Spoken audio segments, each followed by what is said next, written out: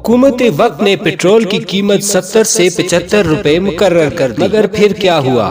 وہی ذخیرہ اندوزی شروع ہو گئی۔ اگی میں پیٹرول ہے مگر پیٹرول پمپ بند، ایسے میں ڈرائیور حضرات ہو گئے بے روزگار، ان کے چولہے بجھ گئے۔ کسی نے کہا کہ دکانوں پر پیٹرول ملتا ہے تو وہ مجبور ڈرائیور پہنچے دکانوں پر۔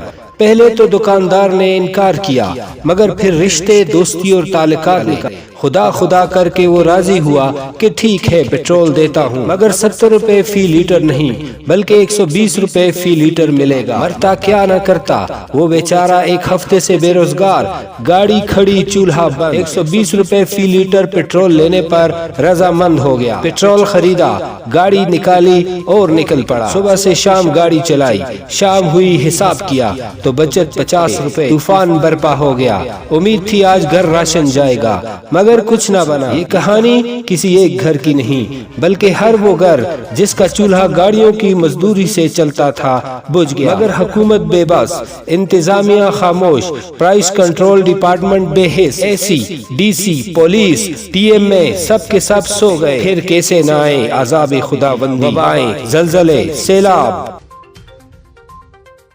ذرا سوچئے